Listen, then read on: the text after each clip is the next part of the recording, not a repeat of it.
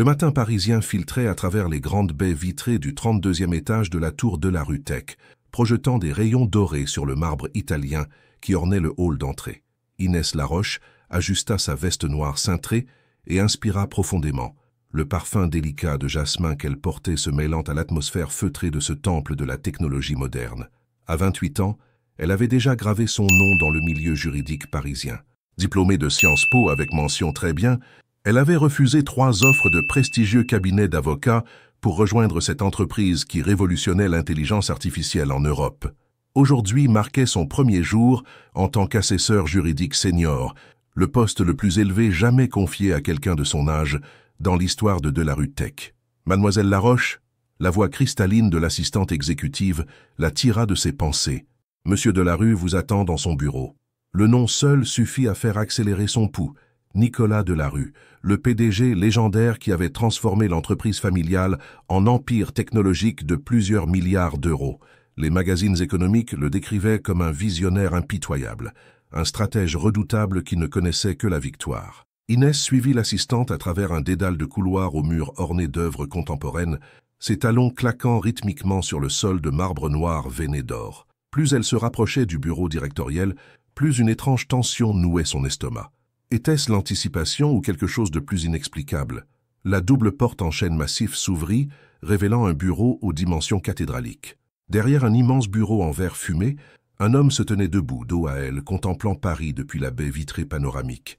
Ses épaules larges tendaient parfaitement son costume gris anthracite sur mesure, ses cheveux bruns légèrement ondulés effleurant son col. « Asseyez-vous » ordonna-t-il sans se retourner, sa voix grave résonnant dans l'espace.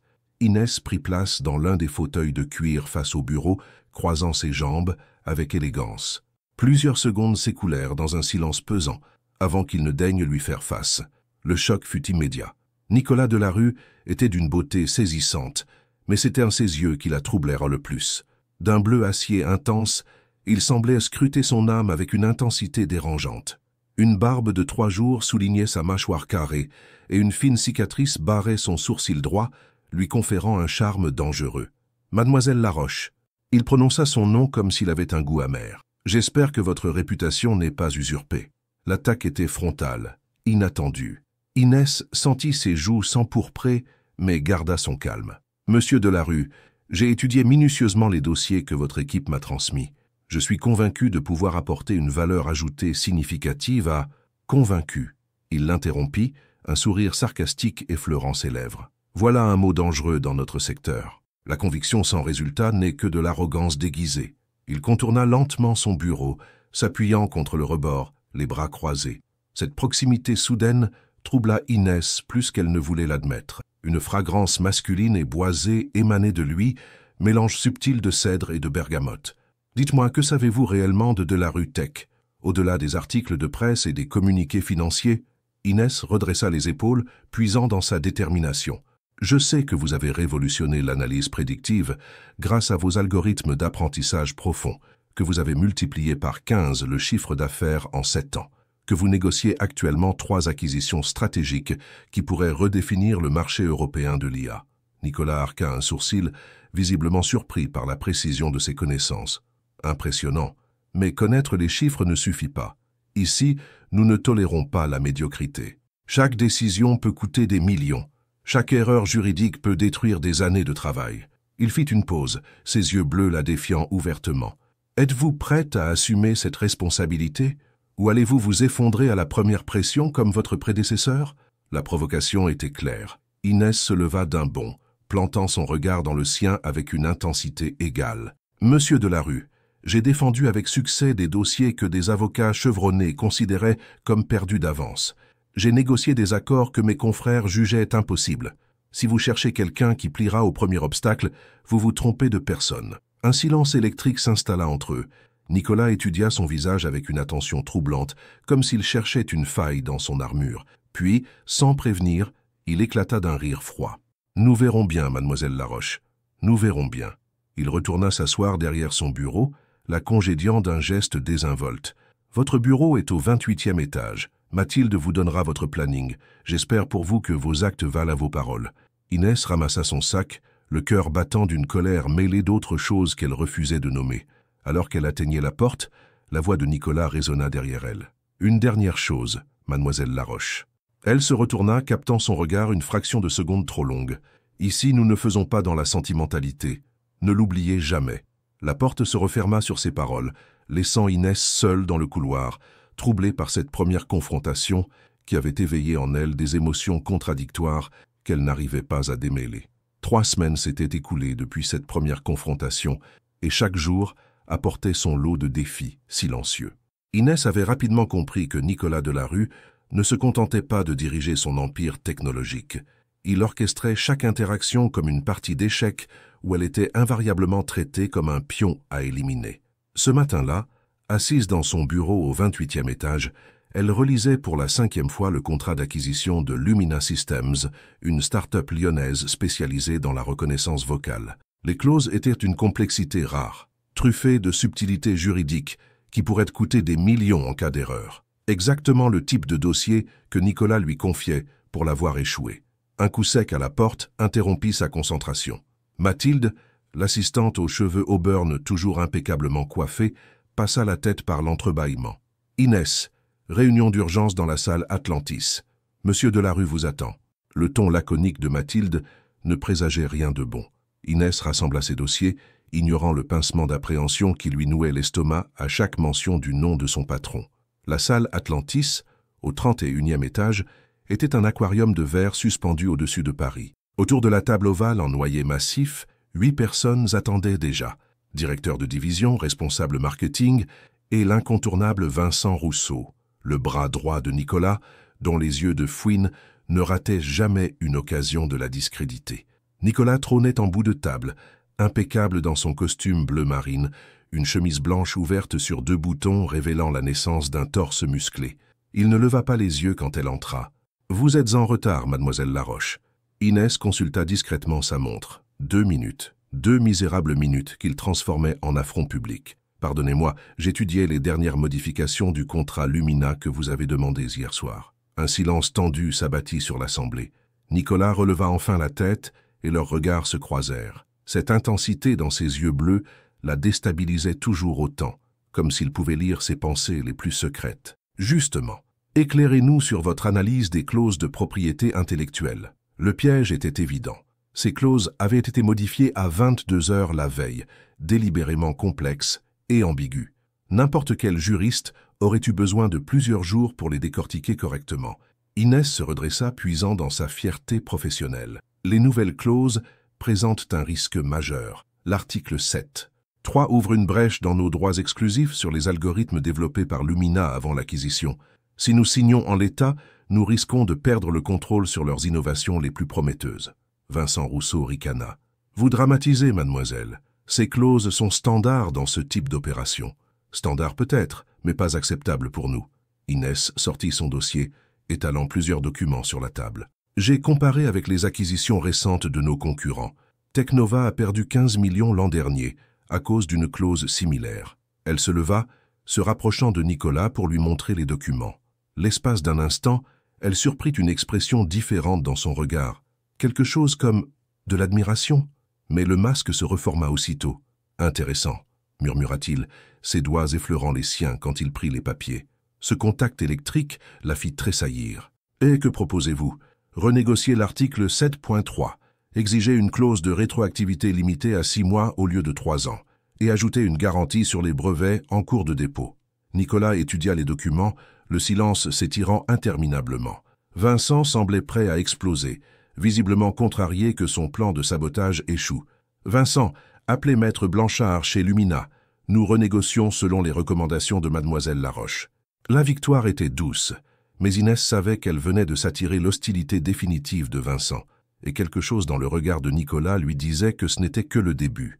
La réunion se poursuivit sur d'autres sujets, mais Inès sentait constamment les yeux de Nicolas sur elle. Chaque fois qu'elle prenait la parole, il l'écoutait avec une attention troublante, comme s'il cherchait à percer ses motivations les plus profondes. Vers midi, alors que les participants quittèrent la salle, Nicolas la retint d'un geste. « Mademoiselle Laroche », un mot. Ils se retrouvèrent seuls dans cet aquarium de verre, Paris s'étendant à leurs pieds sous un ciel gris d'automne. Nicolas s'approcha d'elle, et cette proximité soudaine fit accélérer son pouls malgré elle. « Vous m'avez impressionné ce matin, admit-il, sa voix plus grave qu'à l'ordinaire. Ce n'était que mon travail. Non. Il s'arrêta si près qu'elle pouvait sentir la chaleur qui émanait de lui. C'était plus que cela.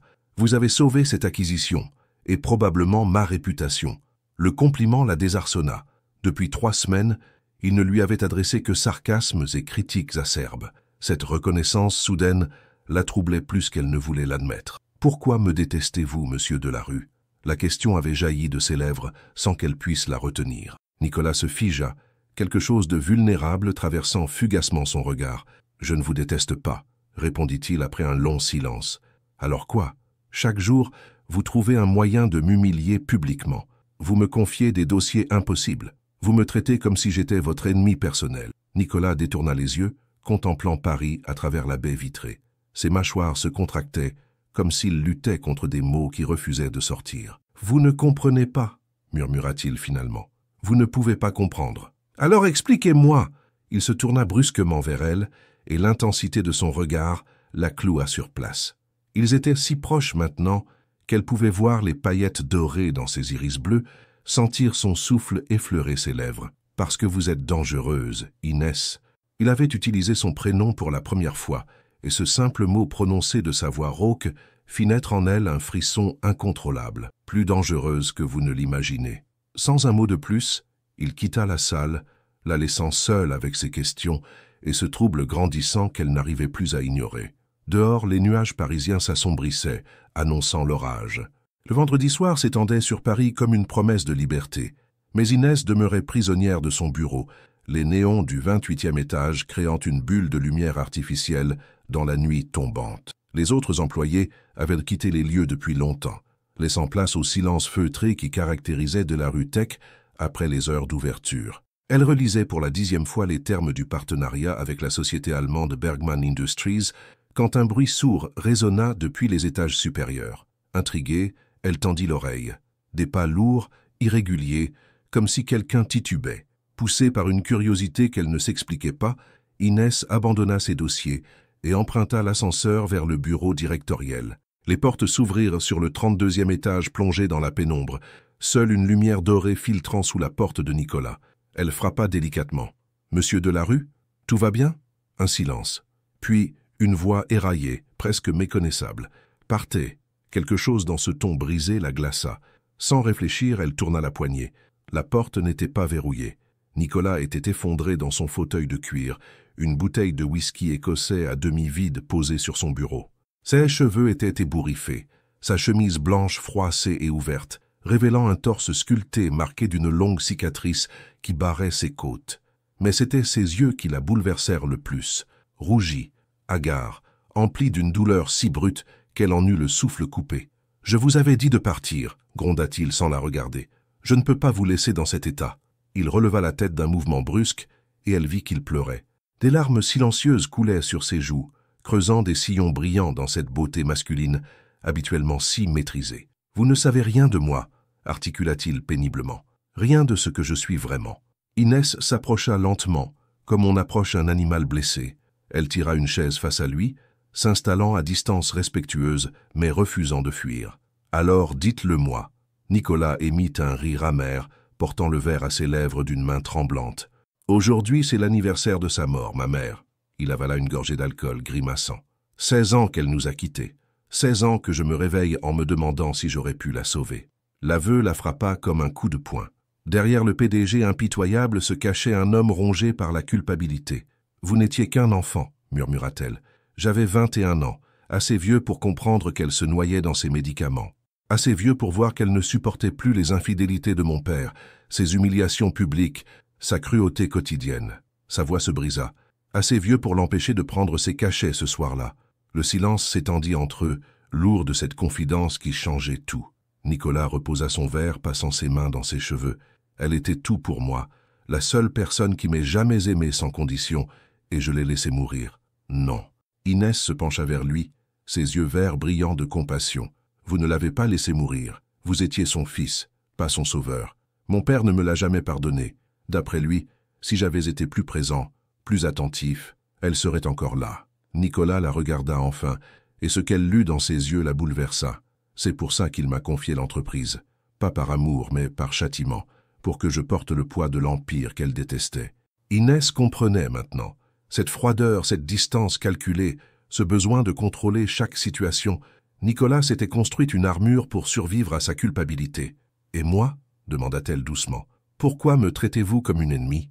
Nicolas ferma les yeux, comme si la réponse lui coûtait physiquement. « Parce que vous me rappelez elle, votre force, votre intégrité, votre façon de ne jamais céder. » Il rouvrit les yeux, plantant son regard dans le sien. « Et parce que j'ai peur de vous perdre aussi. » La confession la sidéra.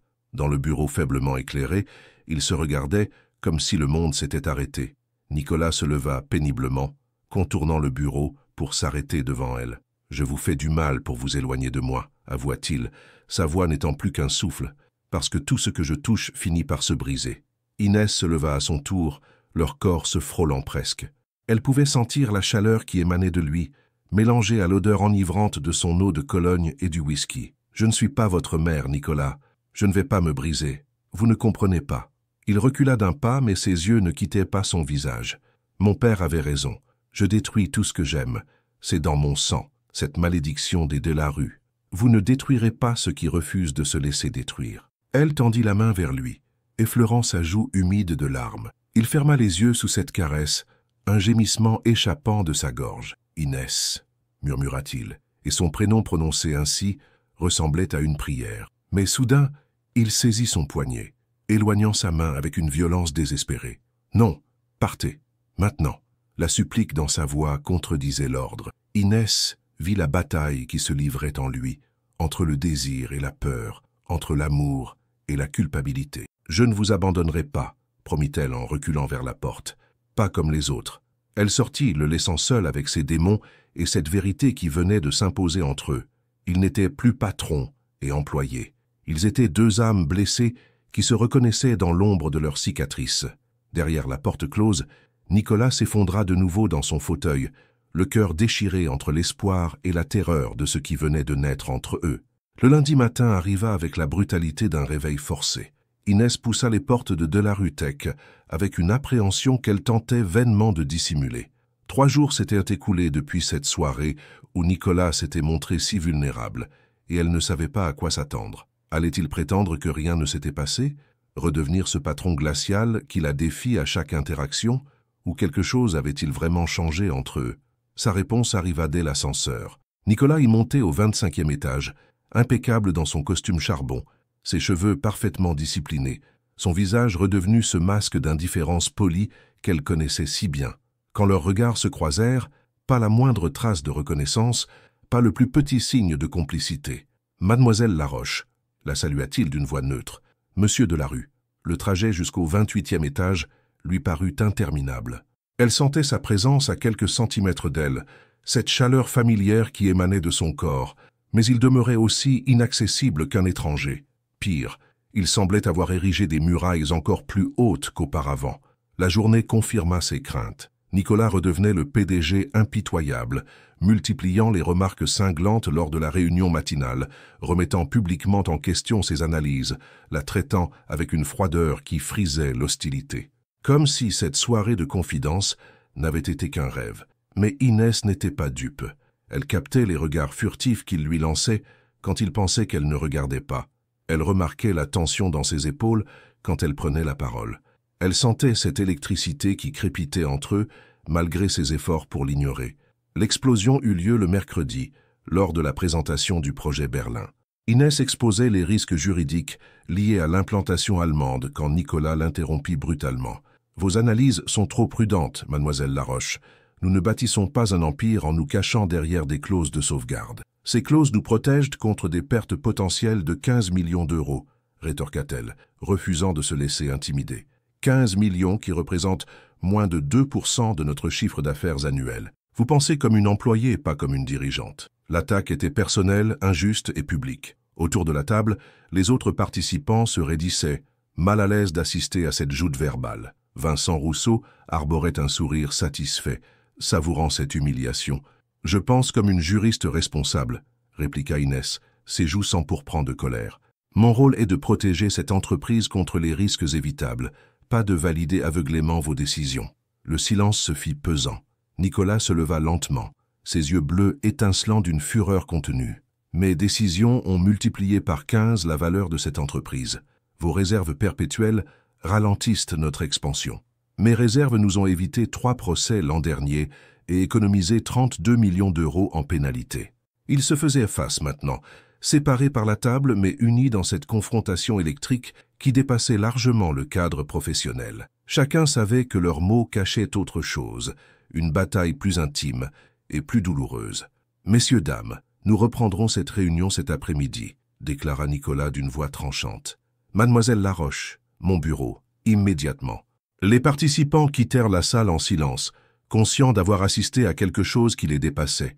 Seul Vincent traîna, lançant un regard narquois à Inès. « Bonne chance », murmura-t-il en passant près d'elle. Inès le suivit jusqu'à son bureau, le cœur battant d'une colère mêlée d'autre chose qu'elle refusait de nommer. Dès que la porte se referma, Nicolas explosa. « Qu'est-ce qui vous prend? Me défier publiquement, remettre en question mon autorité devant toute l'équipe. Ce qui me prend ?» Inès fit volte-face, ses yeux verts lançant des éclairs. « Ce qui me prend, c'est que vous m'utilisez comme exutoire à vos frustrations. Depuis lundi, vous me traitez comme si j'étais votre pire ennemi. Parce que c'est ce que vous êtes. » Les mots claquèrent dans l'air comme une gifle. Nicolas se figea, réalisant ce qu'il venait de dire.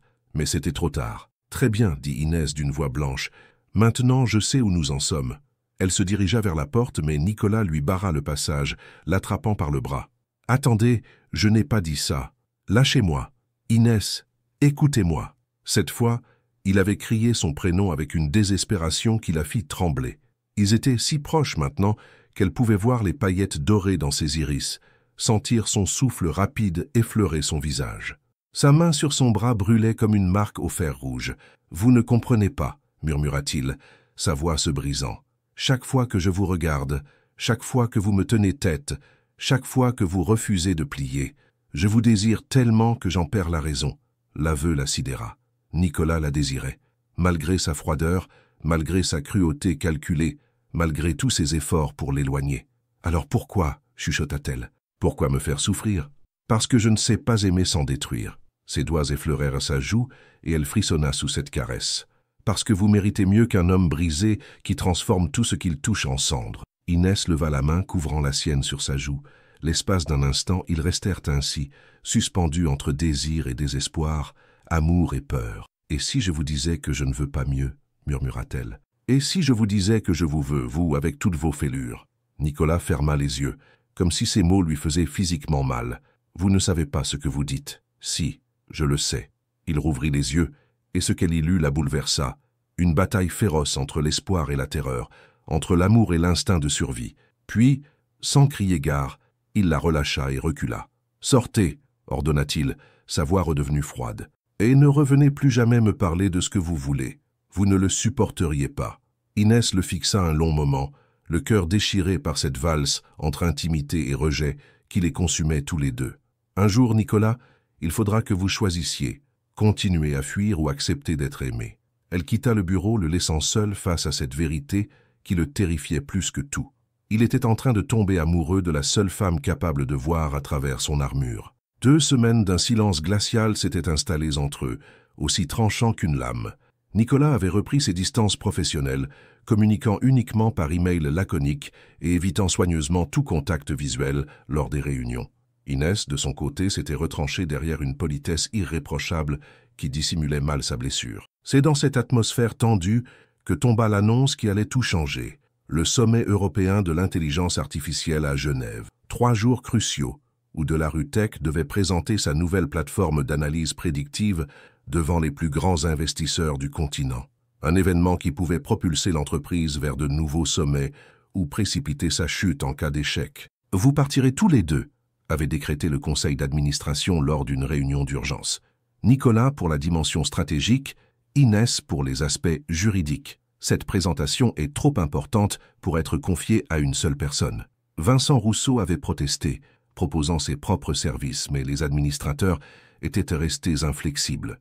L'expertise juridique d'Inès était devenue indispensable depuis ses succès récents, et sa connaissance parfaite de l'allemand et de l'italien constituait un atout majeur face aux investisseurs européens. Le vol Air France de 16h30 les emmena vers Genève dans un silence pesant. Nicolas s'était installé en première classe, Inès en classe affaires, chacun évitant soigneusement de croiser le regard de l'autre. Pourtant, quand l'avion traversa une zone de turbulence au-dessus des Alpes, elle surprit Nicolas qui la regardait avec inquiétude, ses mains crispées sur les accoudoirs. L'hôtel Beau Rivage, palace mythique surplombant le lac Léman, les accueillit avec son faste discret. Le hall de marbre rose et ses lustres de cristal témoignaient d'un luxe intemporel, mais même cette beauté ne parvenait pas à détendre l'atmosphère. « Monsieur Delarue, mademoiselle Laroche, nous vous avons réservé nos meilleures suites », annonça le concierge avec un sourire professionnel. « Suite 201 et 203, communicantes comme demandé par votre assistante. » Mathilde avait-elle fait exprès? Inès préféra ne pas y penser, récupérant sa clé magnétique d'un geste mécanique.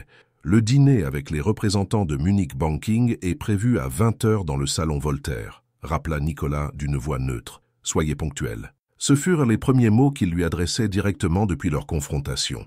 Inès gagna sa suite, une merveille de raffinement avec sa vue panoramique sur le lac et les montagnes enneigées. Elle déballa ses affaires méthodiquement, tentant d'ignorer la porte qui la séparait de Nicolas. À travers les murs, elle entendait ses pas, le bruit de l'eau dans sa salle de bain, et cette proximité involontaire ravivait des sensations qu'elle s'efforçait de refouler. Le dîner se déroula comme une pièce de théâtre parfaitement orchestrée. Nicolas brillait de son charisme habituel, séduisant les investisseurs allemands avec une aisance déconcertante. Inès l'épaulait avec une efficacité redoutable, traduisant les subtilités contractuelles, anticipant les questions épineuses. Ils formaient une équipe parfaite, complémentaire, et cette évidence troublante n'échappait à personne. « Magnifique duo », avait murmuré Herr Kaufmann, le président de Munich Banking. « Vous irradiez ensemble.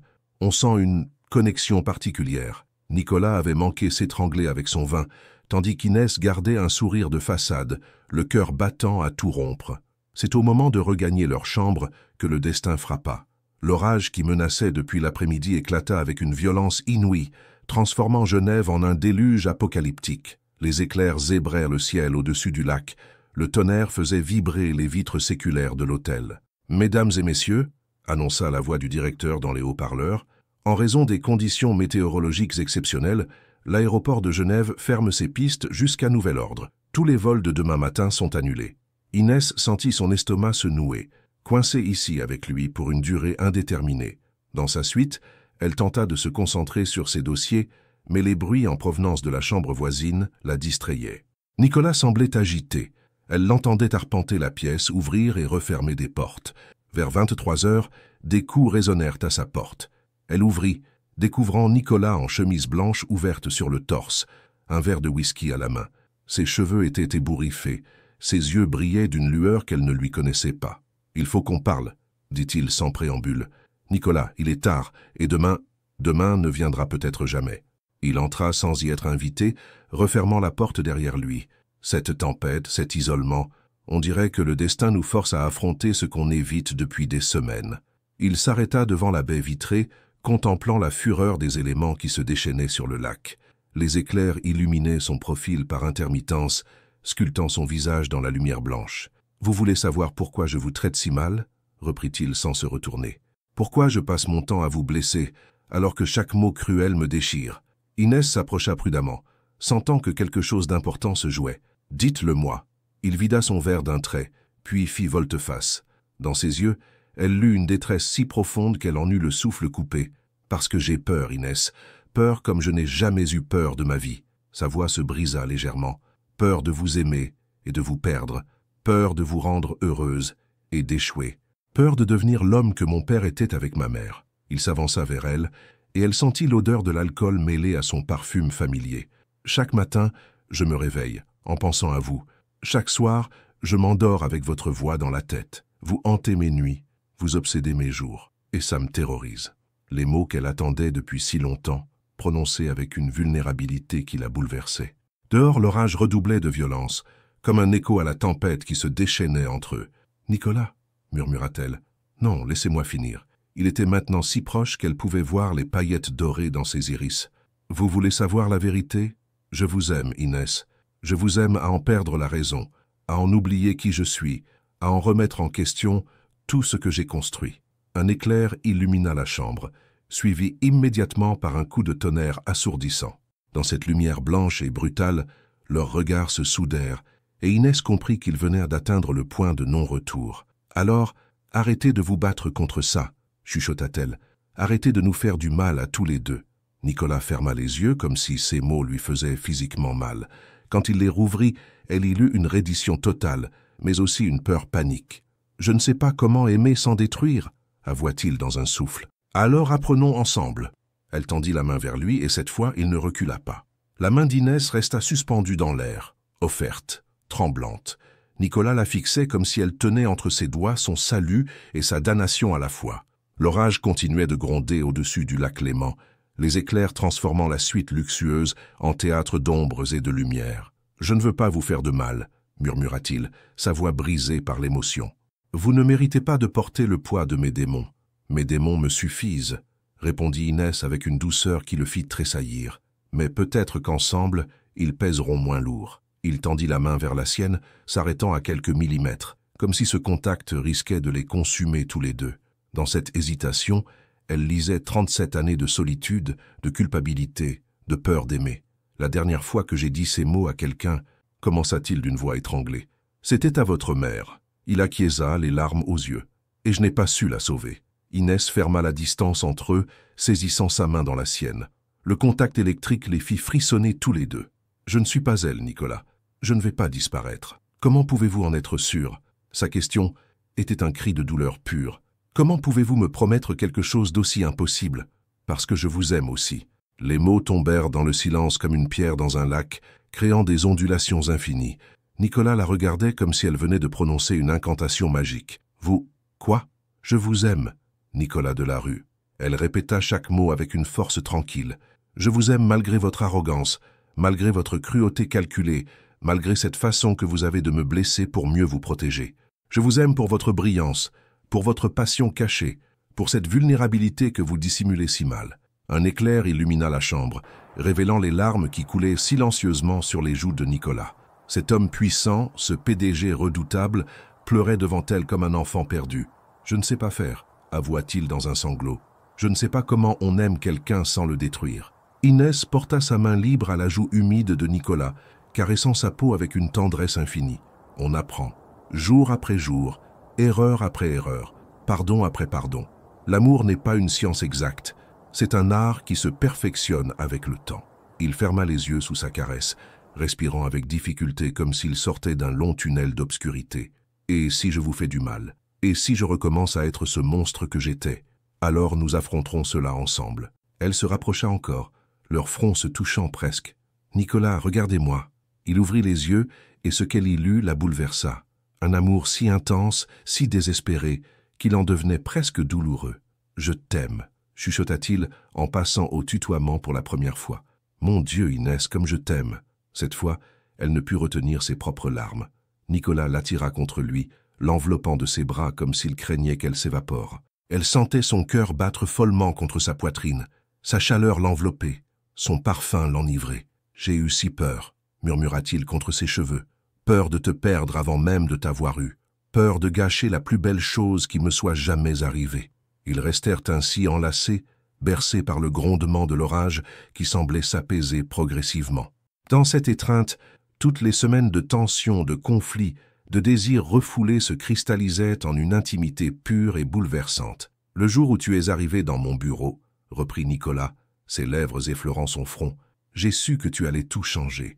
Ta façon de me tenir tête, de ne pas courber l'échine devant moi, personne n'avait jamais osé. Tu étais terrifiant. » admit Inès avec un sourire dans la voix. Ce regard de glace, cette arrogance. Je me suis dit que j'avais affaire au pire patron de Paris. Tu n'avais pas tort. Il resserra son étreinte. J'étais devenu ce que mon père voulait, froid, impitoyable, incapable d'attachement, jusqu'à ce que tu débarques avec tes yeux verts et ta détermination. Un nouveau coup de tonnerre résonna mais plus distant cette fois.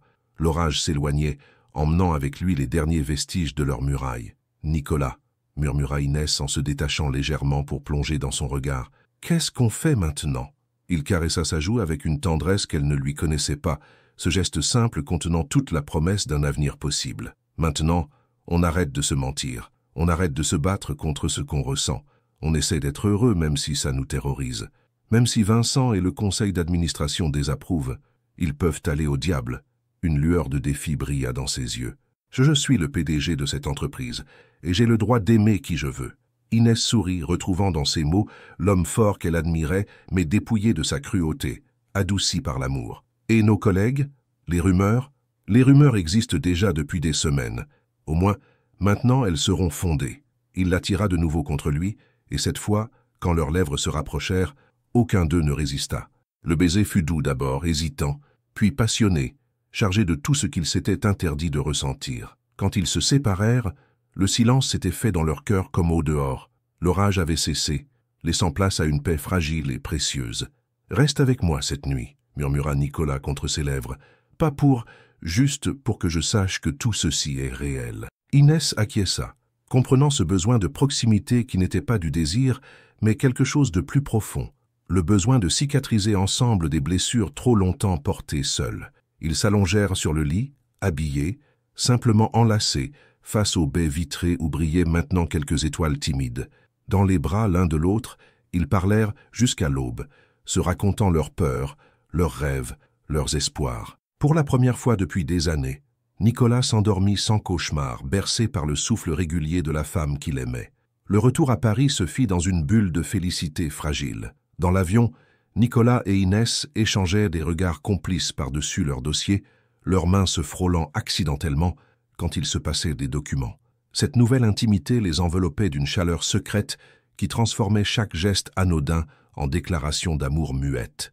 Mais la réalité les rattrapa dès les portes de Delarue Tech. Mathilde les accueillit avec son efficacité habituelle, mais Inès crut déceler dans son regard une curiosité nouvelle, comme si leur absence à Genève avait alimenté les rumeurs. Dans l'ascenseur bondé de collègues, Nicolas redevint le PDG distant, évitant soigneusement de la regarder, et cette transition brutale serra le cœur d'Inès. « On se voit tout à l'heure pour le débriefing », dit-il d'une voix neutre en sortant au 32e étage. Les mots étaient professionnels, mais la façon dont ses doigts effleurèrent les siens en lui tendant un dossier ne l'était pas. Inès descendit jusqu'à son bureau, le cœur battant, consciente que leur plus grand défi commençait maintenant, naviguer entre leur amour naissant et les exigences impitoyables du monde de l'entreprise. La matinée s'écoula paisiblement jusqu'à ce que Vincent Rousseau débarque dans son bureau sans frapper, son sourire carnassier ne présageant rien de bon. « Alors, ce voyage à Genève? Fructueux, j'espère ?» Inès leva les yeux de ses dossiers, adoptant une expression neutre. « Très Munich Banking a confirmé son investissement, 15 millions d'euros sur 3 ans. Magnifique. Et cette tempête qui vous a bloqué là-bas, pas trop ennuyeux ?» Le sous-entendu était clair. Vincent flairait quelque chose, et son instinct de prédateur s'éveillait. « Nous avons mis ce temps à profit pour peaufiner notre stratégie d'expansion, » répondit Inès calmement. « Monsieur Delarue est très concentré quand il travaille. » Vincent s'assit sans y être invité, croisant ses jambes avec une désinvolture calculée. Concentré, certainement. « Mais vous savez, Inès, puis-je vous appeler Inès? Les rumeurs vont bon train dans cette tour. Certains parlent d'une proximité particulière entre vous et notre cher PDG. » Le sang d'Inès se glaça, mais elle garda son calme. « Les gens aiment fantasmer quand ils s'ennuient. Monsieur Delarue et moi avons une relation strictement professionnelle. »« Bien sûr, bien sûr. » Vincent se pencha vers elle, ses yeux de fouine brillant de malice. « Mais vous comprenez que si de telles rumeurs venaient à se confirmer, cela poserait des problèmes considérables. Le conseil d'administration est très strict sur les relations internes, surtout à ce niveau hiérarchique. » La menace était transparente. Inès sentit la colère monter en elle, mais garda son expression impassible. « Je vous remercie de votre sollicitude, Vincent, mais je pense que nous avons tous mieux à faire que de nous préoccuper de commérages. » Vincent se leva, lissant sa cravate avec un sourire froid. « Naturellement, passez une excellente journée, Inès. Et faites attention à vous. Cette tour peut être un endroit dangereux pour ceux qui ne respectent pas les règles. » Une fois seule, Inès se laissa aller contre le dossier de son fauteuil, le cœur battant. La menace était claire. Vincent savait, ou du moins soupçonnait fortement. Et il n'hésiterait pas à utiliser cette information comme une arme. L'après-midi apporta une nouvelle épreuve. La réunion de débriefing avec l'équipe dirigeante tourna au supplice, quand Nicolas, soucieux de préserver les apparences, redevint le patron glacial qu'elle connaissait trop bien. Chaque remarque professionnelle sonnait comme un déni de ce qu'ils avaient partagé. Chaque distance calculée blessait comme une gifle. « Mademoiselle Laroche a bien cerné les enjeux juridiques, » dit-il d'un ton détaché en présentant les résultats aux administrateurs. Son travail est satisfaisant, satisfaisant. Le mot claqua comme une insulte après la nuit d'intimité qu'ils avaient à partager. Inès serra les poings sous la table, luttant contre l'humiliation qui l'envahissait. Après la réunion, elle se dirigea vers les ascenseurs, pressée de retrouver la solitude de son bureau. Mais Nicolas la rattrapa dans le couloir désert. « Inès, attendez !» Elle se retourna, et l'expression peinée dans ses yeux le toucha en plein cœur. « Satisfaisant ?» répéta-t-elle d'une voix blanche. « Après Genève, après tout ce qu'on s'est dit, mon travail est juste satisfaisant. Je ne pouvais pas. » Il s'approcha, mais elle recula. « Vous ne pouviez pas quoi? Reconnaître que j'ai brillé? Que sans moi, Munich Banking ne nous aurait jamais fait confiance? Bien sûr que si. Mais devant le conseil, toujours le conseil, explosa-t-elle. À Genève, vous parliez de les envoyer au diable. Maintenant, vous redevenez leurs petits soldats obéissants? Nicolas regarda autour de lui, s'assurant qu'ils étaient seuls. C'est compliqué. Vincent me surveille. Les administrateurs guettent le moindre faux pas. Si notre relation devient publique maintenant. Notre relation? Inès éclata d'un rire amer. Quelle relation? Celle où vous m'ignorez en public et me murmurez des mots d'amour en privé. Celle où je dois me contenter de miettes d'affection volées entre deux portes. Ce n'est pas ce que je veux. Alors que voulez-vous, Nicolas? Vraiment. Il passa ses mains dans ses cheveux, visiblement déchirés. Je veux vous protéger. Vous épargner les attaques, les rumeurs venimeuses, les tentatives de déstabilisation. Vincent n'attend qu'une occasion pour vous détruire. Et vous croyez que me renier en public me protège?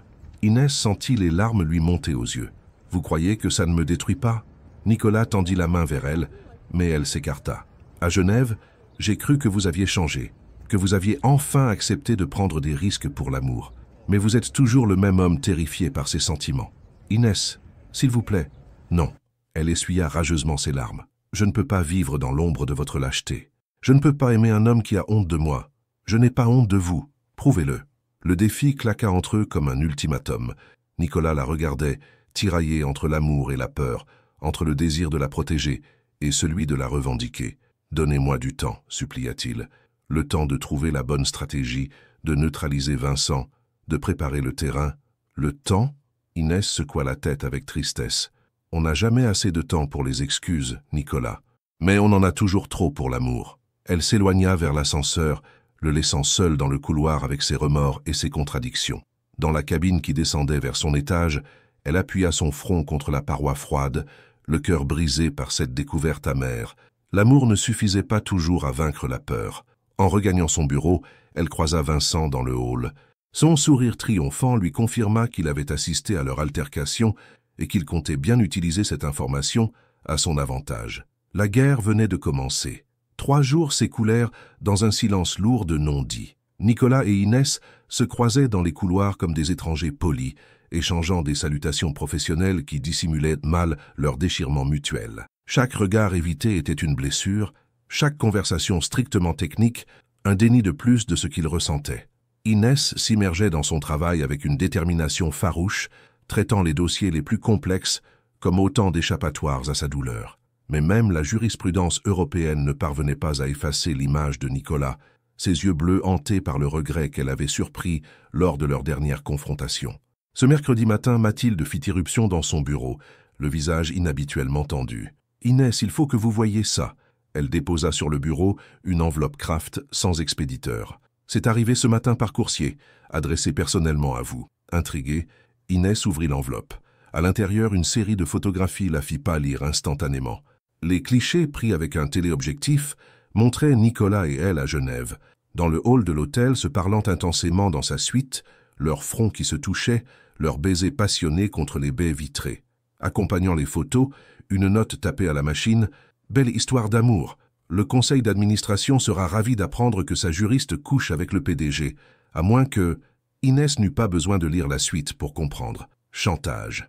Quelqu'un les avait espionnés, photographiés, et comptait utiliser ces images contre eux. « Vincent !» murmura-t-elle, les mains tremblantes. Mathilde acquiesça gravement. « J'ai des soupçons depuis des semaines. Il pose trop de questions sur vos horaires, vos déplacements. Et hier, je l'ai vu sortir du bureau de M. Bertrand.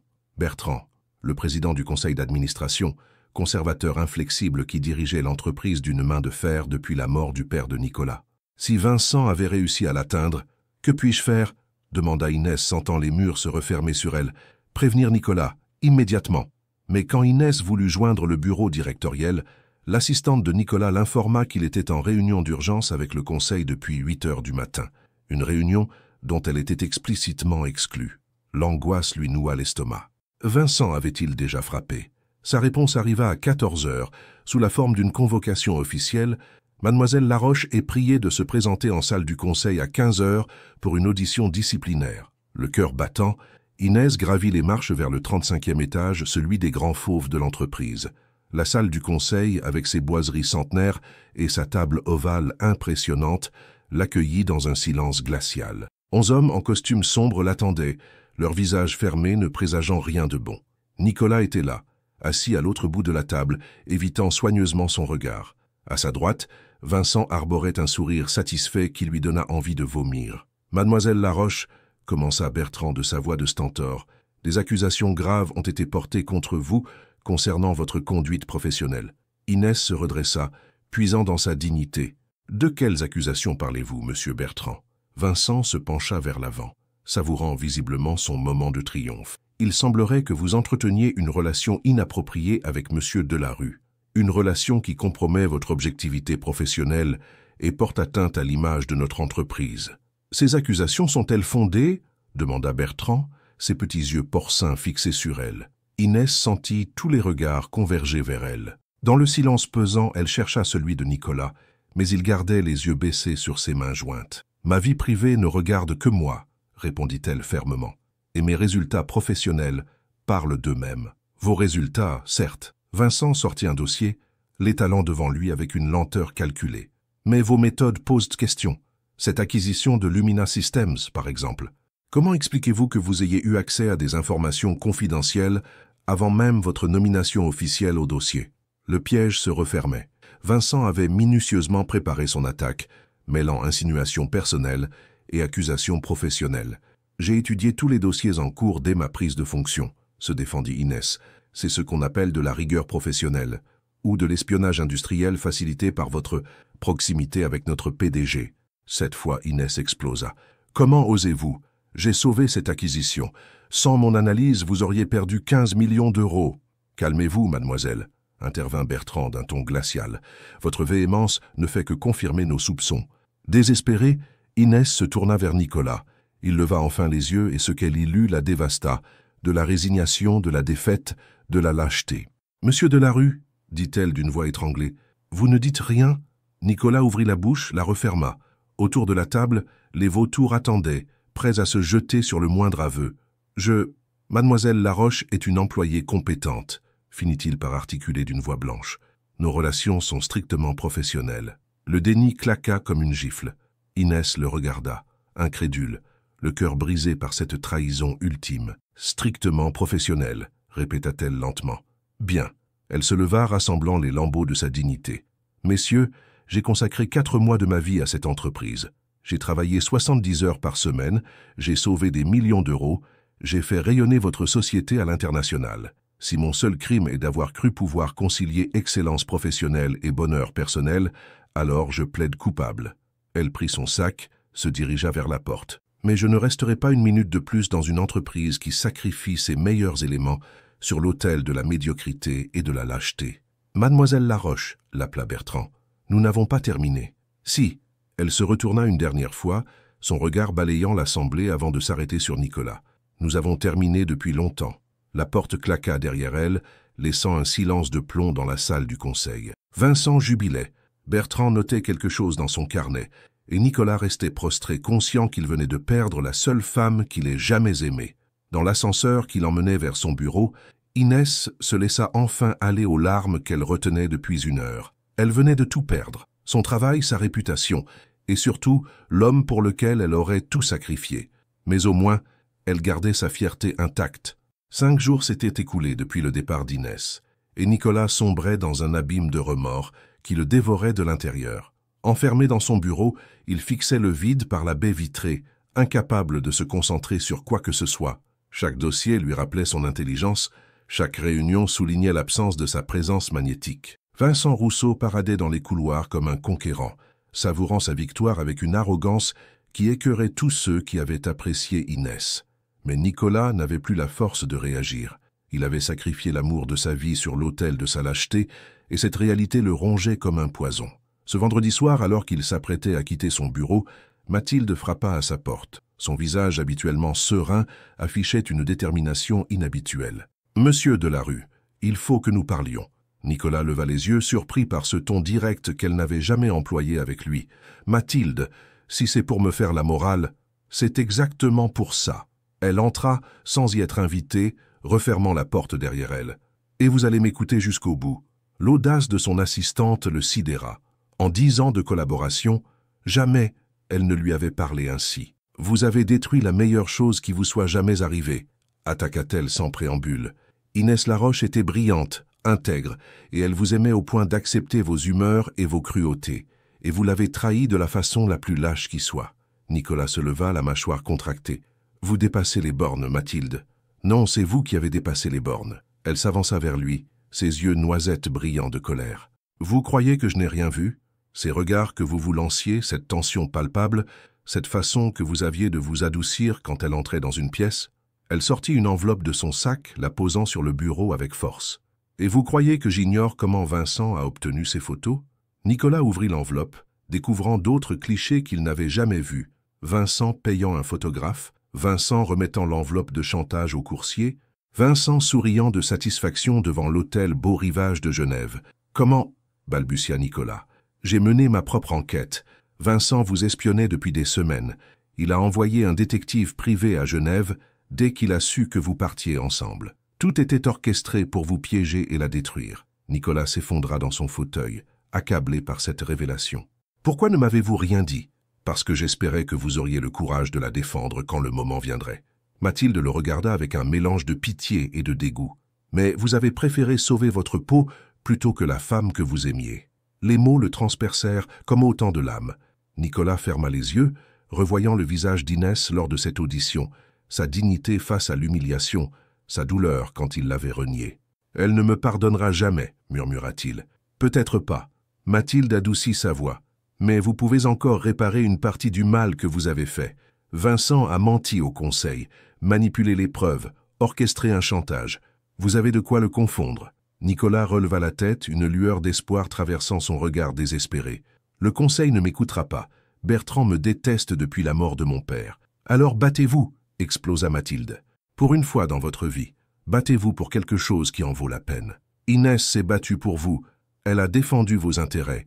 Elle a bravé Vincent et ses manigances. Et vous, qu'avez-vous fait? Vous vous êtes caché derrière vos peurs. » La vérité le frappa comme un coup de massue. Inès avait toujours été plus courageuse que lui, affrontant ses colères, tenant tête à ses sarcasmes, refusant de plier devant son arrogance.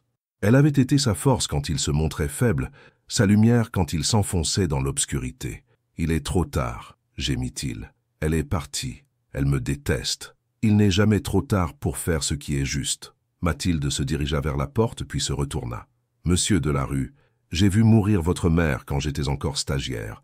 Elle n'a jamais eu la force de se battre contre votre père. Ne reproduisez pas ses erreurs. Ne laissez pas Vincent détruire votre bonheur comme votre père a détruit le sien. » Elle sortit, laissant Nicolas seul avec ses démons et cette vérité qui s'imposait enfin. Il avait le choix. Continuer à subir et à fuir, ou enfin devenir l'homme qu'Inès méritait. Il passa la nuit à étudier les preuves rassemblées par Mathilde, à préparer sa stratégie, à retrouver cette détermination qui l'avait mené au sommet des affaires. À l'aube, sa décision était prise. Le lundi matin, il convoqua une réunion d'urgence du conseil d'administration. Vincent y assista avec son arrogance habituelle, persuadé que sa position était inattaquable. « Messieurs, » commença Nicolas d'une voix ferme, « j'ai découvert qu'un de nos directeurs a orchestré un chantage contre un membre de notre équipe, utilisant des méthodes illégales et déshonorant notre entreprise. » Il étala les preuves sur la table, photos de Vincent avec le détective, relevés bancaires montrant les paiements, témoignages du coursier récupéré par Mathilde. Vincent Rousseau a organisé la surveillance illégale de 2 employés, manipulé ce conseil par des mensonges et tenté de détruire la carrière de notre meilleur juriste par pure jalousie professionnelle. Le silence se fit pesant. Bertrand examinait les documents, son visage se durcissant à mesure qu'il réalisait l'ampleur de la manipulation. « Vincent ?» demanda-t-il d'une voix glaciale. Vincent, livide, tentait de nier, mais les preuves étaient accablantes. En quelques minutes, son château de cartes s'écroulait. « Vous êtes viré », déclara Bertrand, « et nous porterons plainte pour chantage et espionnage industriel. » Quand Vincent fut évacué par la sécurité, Nicolas se tourna vers le conseil. « Il y a autre chose que vous devez savoir. Inès Laroche et moi, nous nous aimons. Notre relation a commencé après Genève. Elle n'a jamais compromis notre travail. Au contraire, elle m'a rendu meilleur, plus humain, plus efficace. » Il se leva, dominant l'assemblée de toute sa hauteur retrouvée. « Je vais reconquérir cette femme. Si vous n'approuvez pas, vous pouvez chercher un autre PDG. Mais je ne sacrifierai plus jamais l'amour sur l'autel de vos convenances. » Pour la première fois de sa vie, Nicolas Delarue avait choisi l'amour plutôt que la peur. Il ne restait plus qu'à espérer qu'il n'était pas trop tard. Inès avait trouvé refuge dans un petit appartement du Marais, loin de la tour de verre qui avait abrité ses rêves et ses cauchemars. Depuis une semaine, elle tentait de reconstruire sa vie, envoyant des CV, contactant d'anciens collègues, s'efforçant d'oublier l'homme qui l'avait trahi de la façon la plus cruelle. Mais Paris lui renvoyait sans cesse son image. Chaque tour de bureau lui rappelait Delarue Tech. Chaque homme en costume lui évoquait Nicolas. Chaque couple qu'elle croisait ravivait la douleur de ce qu'ils auraient pu être. Ce mardi matin pluvieux, elle revenait du marché quand elle aperçut une silhouette familière devant son immeuble. Son cœur bondit dans sa poitrine, puis se serra douloureusement. Nicolas était là, trempé par l'averse, sans parapluie, ses cheveux dégoulinants, son costume de luxe froissé par l'attente. « Qu'est-ce que tu fais là ?» demanda-t-elle d'une voix blanche, utilisant instinctivement le tutoiement de leur moment d'intimité. « J'attends, » répondit-il simplement. « Depuis 3 heures. » Inès monta les escaliers jusqu'au 3e étage, Nicolas sur ses talons. Elle ouvrit sa porte, hésita un instant, puis s'effaça pour le laisser entrer. L'appartement était modeste comparé au luxe de Delarue Tech, mais d'une chaleur qu'elle n'avait jamais ressentie dans les bureaux froids de l'entreprise. « Tu es venu pourquoi ?» lança-t-elle en posant ses courses. « Me demander de signer une clause de confidentialité? M'offrir une prime de départ pour acheter mon silence ?» Nicolas la regarda, et elle fut saisie par les changements qu'elle lisait sur son visage. Ses traits étaient creusés, ses yeux cernés, mais surtout, il y avait quelque chose de différent dans son regard. Une vulnérabilité nouvelle, une humilité qu'elle ne lui connaissait pas. « Je suis venu pour ça », dit-il en sortant une enveloppe de sa veste. Méfiante, Inès l'ouvrit. À l'intérieur, une lettre de licenciement, au nom de Vincent Rousseau. « Vincent a été viré hier matin », expliqua Nicolas. « Chantage, espionnage industriel, manipulation du conseil d'administration. Il risque 3 ans de prison. » Inès releva la tête, interloquée. « Comment ?»« Mathilde. Elle a mené sa propre enquête, rassemblé les preuves. Vincent espionnait depuis des semaines. Il avait envoyé un détective à Genève. Tout était orchestré pour nous séparer. » Un mélange de soulagement et de colère envahit Inès. Soulagement d'apprendre que ses soupçons étaient fondés, colère de réaliser l'ampleur de la manipulation. « Et alors ?» dit-elle d'une voix dure. « Ça change quoi? Tu m'as quand même trahi devant tout le conseil. Tu as nié notre relation, tu m'as laissé me faire humilier sans rien dire. » Nicolas baissa la tête, acceptant l'accusation. « Tu as raison. J'ai été lâche, minable, indigne de toi. J'ai reproduit exactement le comportement que je reprochais à mon père. » Il s'avança d'un pas, ses yeux bleus brillant d'une émotion à vif. « Mais hier, devant le conseil, j'ai dit la vérité, toute la vérité. Je leur ai dit que je t'aimais, que notre relation me rendait meilleure, que je ne sacrifierais plus jamais l'amour à leur convenance. » Inès sentit sa gorge se serrer, mais la douleur était encore trop vive. « Trop peu, trop tard, Nicolas. Je sais. » Sa voix se brisa légèrement. « Je sais que je ne mérite pas ton pardon. Je sais que j'ai détruit la plus belle chose qui me soit jamais arrivée.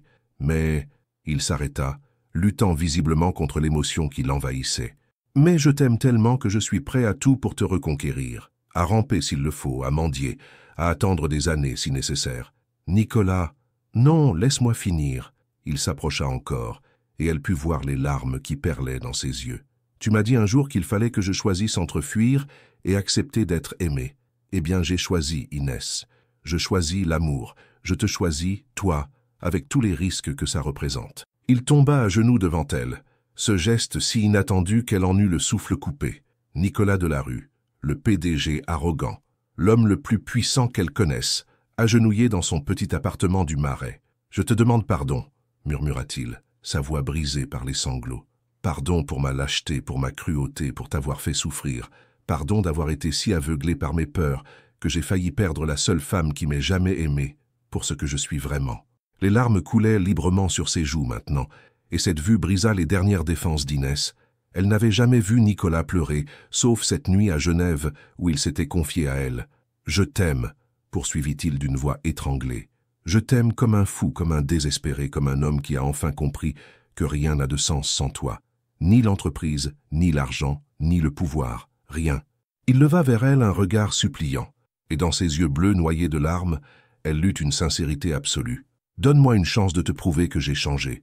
Une seule chance de devenir l'homme que tu mérites. Je sais que je ne pourrai jamais effacer le mal que je t'ai fait, mais laisse-moi essayer de te rendre heureuse pour le reste de ma vie. » Inès le regardait, ce homme fier et puissant, agenouillé devant elle, détruit par l'amour et le remords. Toute sa colère, toute sa rancœur semblait s'évaporer face à cette vulnérabilité totale. Lentement, elle s'agenouilla à son tour, posant ses mains sur ses joues humides. « Nicolas » murmura-t-elle, sa propre voix tremblante d'émotion, « tu m'as brisé le cœur. » Il ferma les yeux, acceptant cette vérité comme un coup fatal. « Mais tu m'as aussi montré ce qu'était l'amour véritable, » poursuivit-elle. « Imparfait, douloureux, mais si intense qu'il survit à tout, même à la trahison. » Il rouvrit les yeux, n'osant espérer. « Inès, je t'aime aussi, idiot » chuchota-t-elle avant de poser ses lèvres sur les siennes. Le baiser avait le goût des larmes et du pardon, de la douleur et de la rédemption. Ils s'embrassèrent à genoux sur le parquet de bois brut, comme deux naufragés qui se retrouvent après avoir cru se perdre à jamais. Quand ils se séparèrent, Nicolas posa son front contre le sien. « Je ne te décevrai plus jamais, » promit-il. « Plus jamais. »« Si tu me décevras, » répondit-elle avec un sourire à travers ses larmes, « parce que tu es humain imparfait. Mais cette fois, nous affronterons tes démons ensemble, et mes démons aussi. » Ils restèrent enlacés longtemps, savourant cette paix retrouvée, cette seconde chance que la vie leur offrait. Dehors, la pluie avait cessé, et un rayon de soleil timide perçait les nuages, illuminant leur étreinte d'une lumière dorée. « Au fait, » murmura Nicolas contre ses cheveux, « le Conseil a voté à l'unanimité pour te réengager, avec une promotion au poste de directrice juridique et une augmentation de 50%. » Inès éclata de rire, ce son cristallin qui lui avait tant manqué. « Et si je refuse, alors nous monterons notre propre cabinet. Laroche & Delarue. Ça sonne bien, non ?»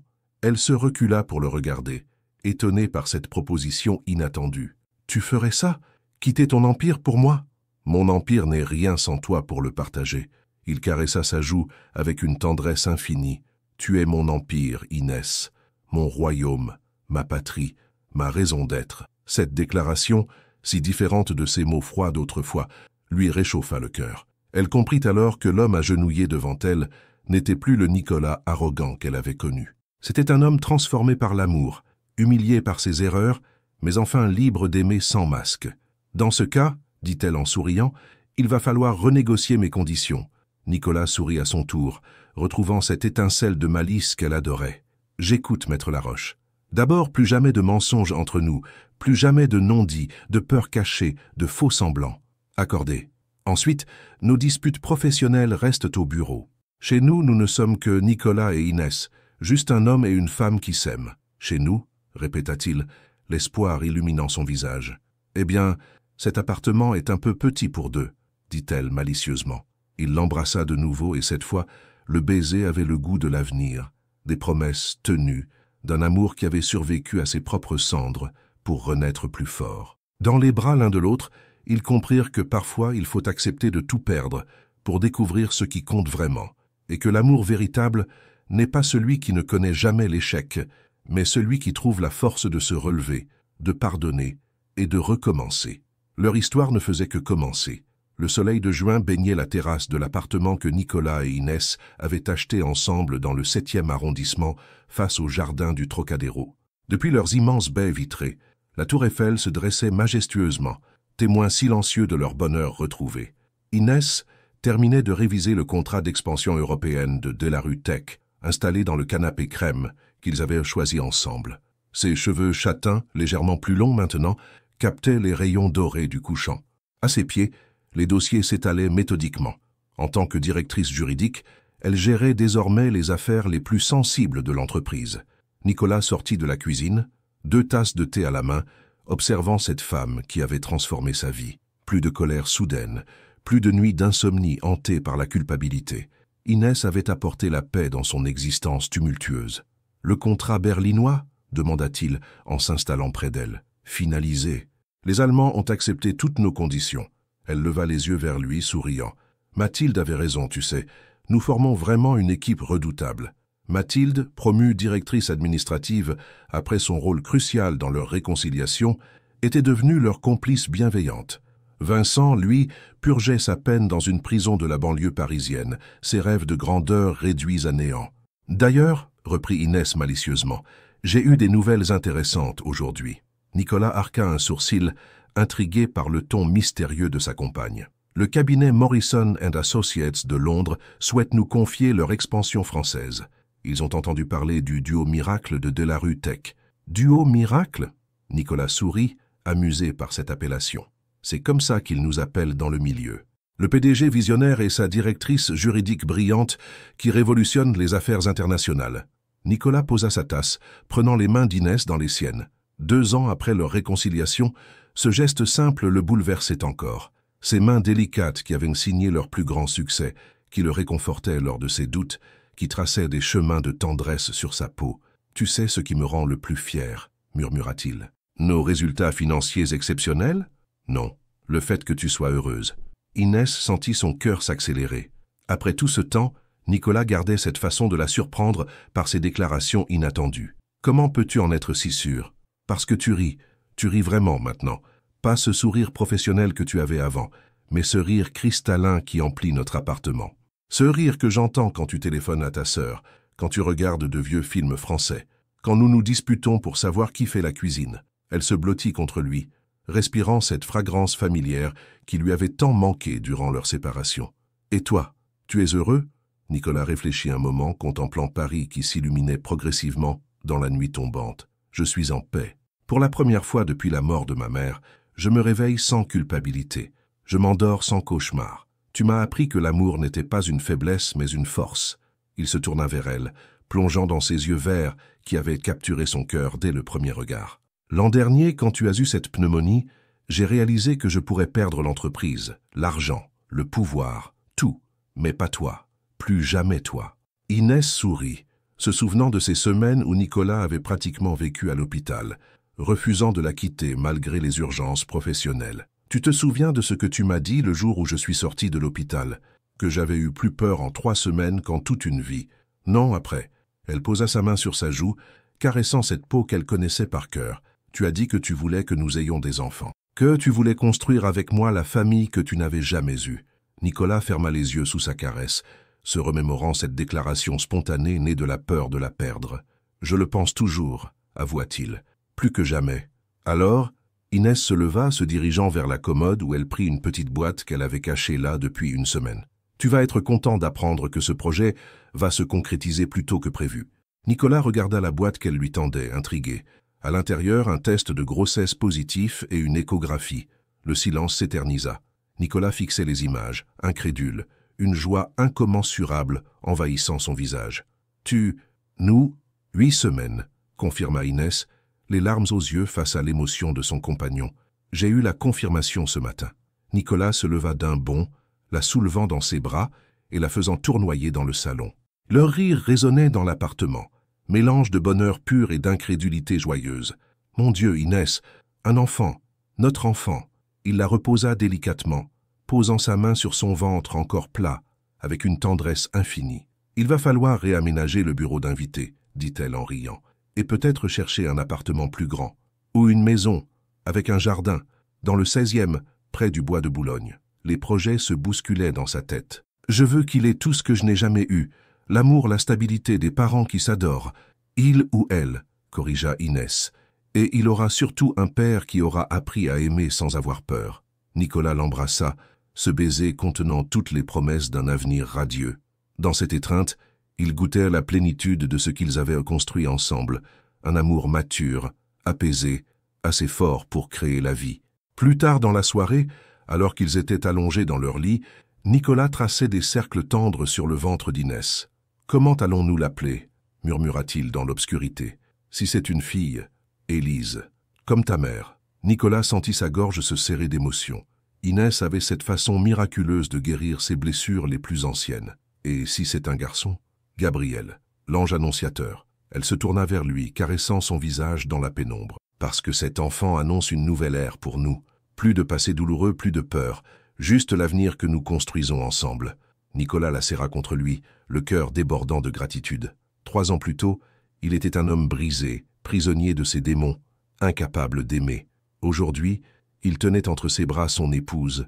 Ils s'étaient mariés discrètement l'automne précédent, et leur enfant à naître. « Je t'aime, Inès de la rue », chuchota-t-il contre ses cheveux. « Je t'aime aussi, mon cœur », répondit-elle en fermant les yeux comblés. Dehors, Paris scintillait de 1000 feux, témoins de leur bonheur achevé.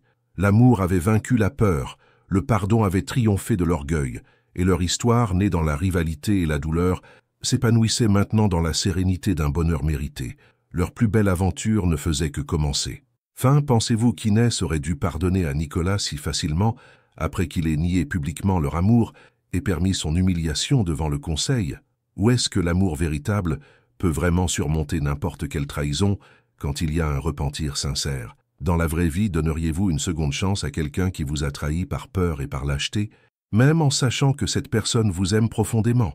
Où traceriez-vous la limite entre pardon et amour-propre? Votre participation sur la chaîne est très importante. S'il vous plaît, laissez votre opinion dans les commentaires.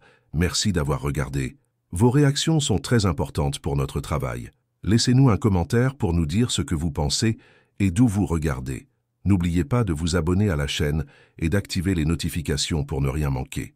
Votre participation est très importante pour la poursuite de notre travail, alors partagez-la avec ceux qui aimeront cette histoire.